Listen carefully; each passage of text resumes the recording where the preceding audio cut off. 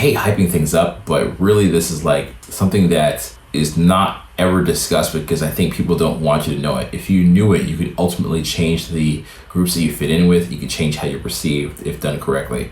This is very powerful. If used the wrong way, it could be bullyish, brutish, to like intimidate people, make people feel terrible. It's not the goal. The goal is not to manipulate them. The goal is just to kind of like get what you deserve and where you should stand. So this is high value communication skills. How do you communicate to somebody that is high value, somebody that has status, somebody that has presence? When I think of high value, I think of a person that gets what they deserve. They belong where they are. Their value is not low and subservient. They're dominant when they need to be, self-expressive, assertive. How do you communicate like that person verbally? What does that entail? Well, I got a whole bunch of notes here. You're going to really enjoy it. So first of all, I want to just kind of give you an idea. And the idea is DISC, okay, D-I-S-C. And that is a model of how people communicate. I don't remember what all of them stand for. The majority of these are going to be towards the D's because high value people tend to have a little bit more D inside of them. No pun intended. Pause. And that means they're more dominant in the way they think, the way they assert themselves, type A personality. So the majority of these are going to be leaning towards that. However, there's some that are very comfort focused. We're going to go through these here.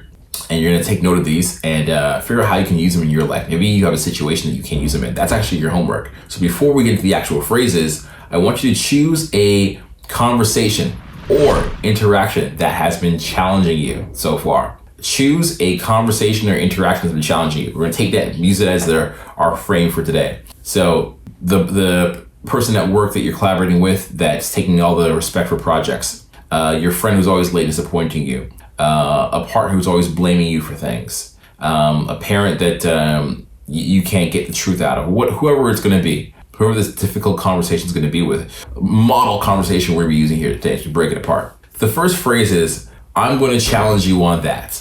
I'm going to challenge you on that. That's coming from a positive place. That means you want the person to benefit from what you're saying. You want them to be better from what you're saying. You want to improve and raise the vibration of the whole conversation from what you're saying. I'm going to challenge you on that. Yeah. So it's like, you think you're watching the video? I'm going to challenge you on that. Maybe I'm just being natural and you're watching that live. I'm going to challenge you on that.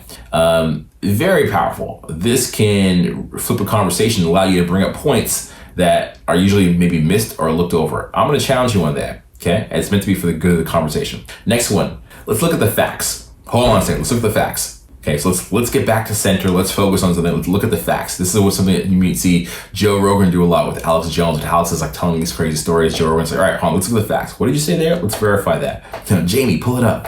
Because some people get into stories that they get from information. They take information, make up stories, make up meanings, and go, wait, let's get back to the facts. I care about how you feel, but the facts are important because the facts can't be disputed. You might have seen in the media, the media, Trump is always saying the media is telling fake facts. It's like, well, what are the facts? Because facts are facts. They can't be, alternate. There's facts and there's other facts, but they're all still facts. Next one. Does that make sense? You might notice I teach this a lot, or I say this a lot when I'm teaching. I say, does that make sense to you? Does that make sense what I'm saying here? I'm doing it for two reasons. I'm trying to pace the information I'm giving out. Make sure you're not like overwhelmed by how much information I'm giving you. So I'll say, hey, does that make sense to you? I want to make sure it's digesting. You're actually able to process what I'm saying. If I'm saying too much and you can't get it all, I'm like, hey, does that make sense? Don't slow down. I want to check to see if you're understanding and processing. Also, does that make sense? As I mentioned, it allows me to pace the conversation and kind of set the rhythm of how fast we're talking here, how fast things are getting out. And it puts me in control of the speed and flow of the conversation.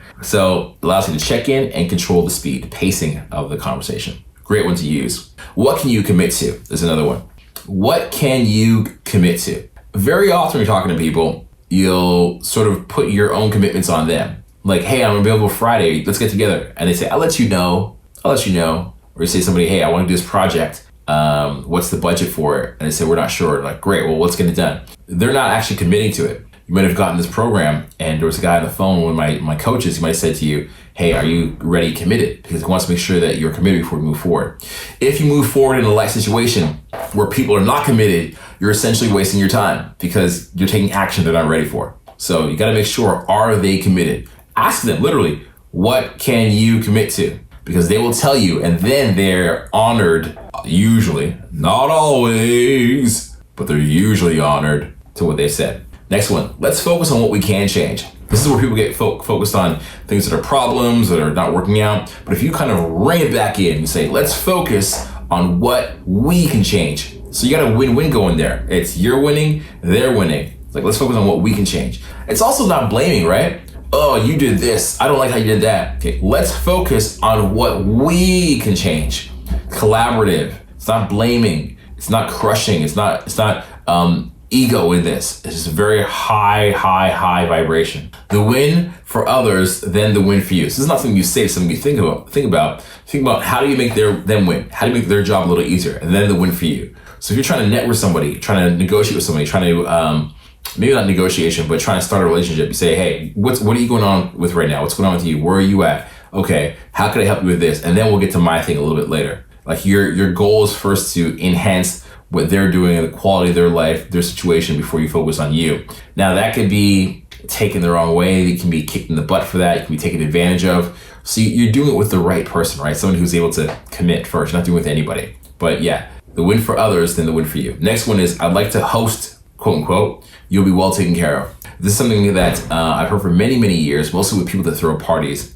Nick Coe, for example, with RSD, he used to say, I'm hosting this event at I'm hosting a party. Now he wasn't hosting the whole party to Mansion. He wasn't hosting the whole thing, but he was hosting the people that he knew. So let's say that somebody's having a party with 400 people and you bring 15 people. You're hosting them. I'm hosting the party. Yeah, I'm one of the hosts. You don't say I'm one of the hosts, but I'm hosting the party, right? You're hosting them. People like to be hosted. It's a higher level of being taken care of. It's a higher level of service. It's a higher level of intention that you're setting there. Very often in my life, I've had, my dating life, I've been fortunate to have people from other countries fly in to meet me.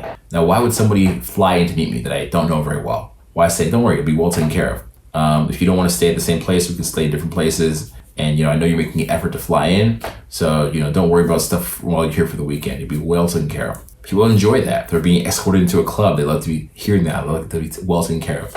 I'd say persuade a lot of people to do things they're scared to do. If you say, I'd like to host you and you'll be well taken care of. And next one is, how would you feel if you were to die tomorrow? Would you regret it? This is more for yourself, right? If you were to die or you asked somebody else, how would you feel if you were gonna die tomorrow? Would you regret it? Like, if we didn't meet up, how would you feel about that if you were to die tomorrow? If we didn't get this done, how would you feel about it? If you didn't pursue your absolute highest goal, your highest self, how would you feel about that? If you died tomorrow, you're sitting in a rocking chair and you're 8 years old, would you regret not taking action? If you wake up tomorrow and you're kicking yourself in the butt for not seizing this moment in front of you right now, how would you feel? Right? Just bringing that to somebody's attention can be very, very powerful. And a lot of high value people use that as part of their mission. They say, our goal of our company is to change the world, because I knew that if we didn't do this, if I didn't put a pair of shoes on cheaply made shoes on everybody in the world, I'd feel like we didn't do our part. If we didn't build these dams to support the nature and wildlife, I'd wake up and knowing that we failed society, right? How would you feel if you did not do this? If you died tomorrow, how would you regret it? So go through this list of ones that I mentioned today. I know you've written them down. Go through the list. If you have not written them down, go back. This video is like a 10 on 10, man. This video is like 10 on 10. This is a game changer. Like, I think this video is worth the price almost of the course alone. Like, literally, like, minus the inner game stuff, minus the way you view the people, which is important. It's a good foundation. But this video alone could change the way you interact with people dramatically. This is where the bang for the buck comes. This is where the money comes from, right? So make a list of the ones that I mentioned and go back to the conversation that you've chosen that you need to interact with this week that's going to happen, that's happened lately. Think of this interaction that you want to change, and what are the phrases that you can use here to dramatically impact it. If you give me 60 seconds of your attention, I promise that I'm going to change your life. Most of us have a secret that we are a bit ashamed of. If we walk up to somebody new, we're going to feel anxiety, maybe offend them, say the wrong thing, just look stupid. We're unable to give a presentation at work or attract an intimate partner, and we feel stifled because our life is stuck in first gear, pathetic and not moving forward. I personally was a social idiot growing up. No friends, introverted, no romance, no cool invitations, not sure what I was doing wrong. I became obsessed with the dating community, music industry, and fashion world, and I learned the invisible rules and phrases that unlock high status access behind velvet ropes all around the world. That's why I created this exclusive mastermind, a collective group that I wish existed when I wanted to take my conversation to God level verbal skills. What's better, black chocolate or white chocolate? The group is intimate, and I do that to keep my ability to create transformations very high. By the end, you'll be able to strike up a conversation out of thin air, have the confidence in any social situation, and be excited for all the new life-changing opportunities that appear in front of you. I can possibly give you a million reasons of what I've learned. I was getting too much into my head, telling myself that I was this and that when I'm not. You guys are awesome, and you guys have listened to me. First, I know it was like pretty rough talking about it because I was afraid of what they'd think of me. The best thing I learned this week was just the value of having authentic conversations and not hiding your true self, being vulnerable and talking about your actual interests. I can actually find topics to talk about and be interesting while I'm talking about these topics. Taking this challenge, I just didn't care what people think about the topics I like and just make it interesting. Thanks to Madison, it's been a really awesome experience, and I feel like just from this whole experience, I've learned how to just embrace myself and kind of just allow myself to be me. That, all the fears that I've had were literally just in my head. It's been really awesome, really fun. Become Neo in the Matrix and just bend social interactions to your will. This is 8 weeks of me in your life, guiding you by the hand, my friend. Conversation mentoring is not for people that are committed to being stuck and mediocre. Don't miss out on a clear headspace. No more should I or shouldn't I in your mind. The future mother of your children, the dream job, bringing the family back together. All that is one conversation away. Click the link. When's a good time like now to start living your life again? Right now. This is your call to become a master of conversation. So click the link, speak to me and my team, and take ownership of your life.